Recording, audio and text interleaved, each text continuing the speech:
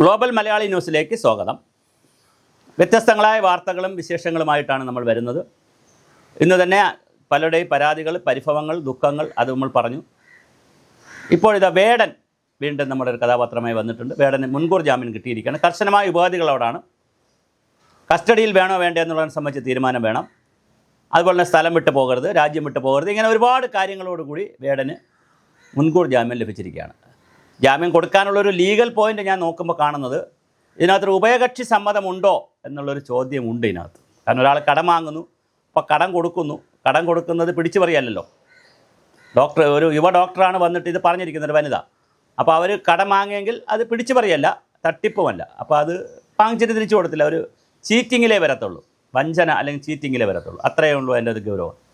രണ്ടാമത്, ഹോട്ടലിൽ പോയി അവർ ഉഭയകക്ഷി സമ്മതപ്രകാരമാണ് ശാരീരിക ബന്ധത്തിലൊക്കെ ഏർപ്പെട്ടിരിക്കുന്നതെങ്കിൽ അതെങ്ങനെ കേസാകും എന്നുള്ളതാണ് കോടതി എടുത്തേക്കാവുന്നൊരു മെരിറ്റ്.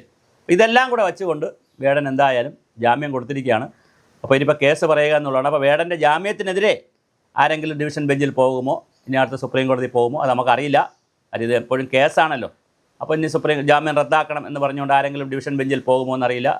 സർക്കാർ പോകുമോ എന്നറിയില്ല. ഇനി അതിജീവിതകളായിട്ടുള്ളവർ ഇരകളായിട്ടുള്ള അതിജീവിതകൾ പോകുമെന്ന് അറിയാൻ പറ്റത്തില്ല.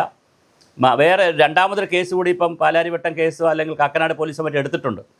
ഈ മുഖ്യമന്ത്രിയുടെ ഓഫീസിൽ കൊണ്ട് പരാതി കൊടുത്തതിൽ ഒരു കേസ് കൂടി എടുത്തിട്ടുണ്ട്. അപ്പോൾ നിരവധി കേസുകൾ വേടനെതിരെ വന്നിട്ടുണ്ട്. അതുകൊണ്ട് എന്താ സംഭവിക്കുന്നത് നമുക്കറിയില്ല.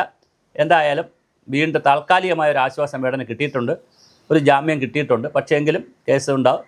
അപ്പോൾ ഇതൊരു രസകരമാണ് കാര്യങ്ങൾ.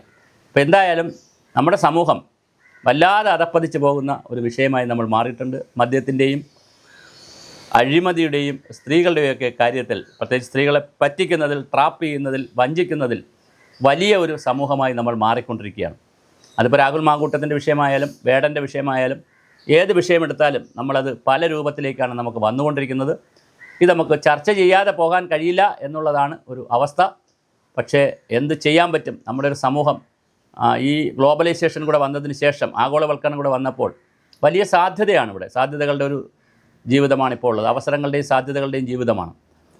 അതുപോലെ തന്നെ നമ്മൾ പഴയ കാലത്ത് കുട്ടികൾക്കല്ല, മുതിർന്നവർ, പ്രായപൂർത്തിയായവരല്ല, അല്ലാത്തവർ, പ്രായപൂർത്തിയായവർക്ക് പോലും തിയേറ്ററിൽ പോയാൽ മാത്രമേ അടൽസുള്ളി പടം കാണാൻ കഴിയൂ. അതും അങ്ങനെ ഫുൾ ന്യൂഡായിട്ടുള്ള സിനിമകളൊന്നുമില്ല. വളരെ അത്യാവശ്യം പോയിരുന്ന ആളുകളൊക്കെ ചെന്നിരുന്ന ഇത് പിന്നെ കൂടുതൽ ബോഡി പാർട്സൊക്കെ കാണിച്ചെങ്കിൽ എന്നാഗ്രഹിച്ചിരുന്ന പലരും സിനിമ ആണെന്ന് കാണാം.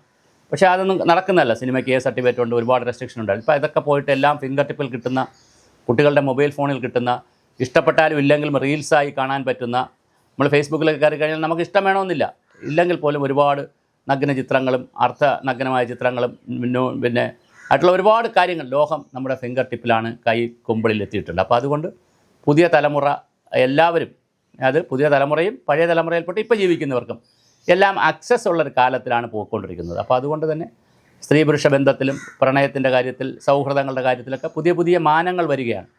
അതിനനുസരിച്ച് കുഴപ്പങ്ങളും വന്നുകൊണ്ടിരിക്കുന്നു. എന്തായാലും വേടൻ്റെ അമ്പേറ്റ ഒരുപാട് സ്ത്രീകൾ രംഗത്ത് വന്നിട്ടുണ്ട്. അവർക്ക് സങ്കടമുണ്ടാകും, അതിജീവിതകൾക്ക്. പക്ഷേ കോടതി നോക്കുമ്പോൾ കോടതിയിൽ സത്യത്തിനൊരു പ്രസക്തിയില്ല. കോടതിയിൽ തെളിവുകൾ മാത്രം, സാഹചര്യ തെളിവുകൾ വെച്ചുകൊണ്ടും സാഹചര്യങ്ങളുടെ അനാലിസിസ് മാത്രമാണ് കോടതിയിൽ ഉണ്ടാവുക. അല്ലാതെ അവിടെ ഒരു കാരണവശാലും എന്തില്ല, സത്യത്തിനൊരു പ്രസക്തിയില്ല. അതുകൊണ്ട് ചിലപ്പോൾ സത്യം ചെയ്യിക്കും, ചിലപ്പോൾ സത്യം കുഴിച്ചു മൂടപ്പെടുകയും ചെയ്യും. എന്തായാലും വേടന് ജാമ്യം ലഭിച്ചിട്ടുണ്ട്.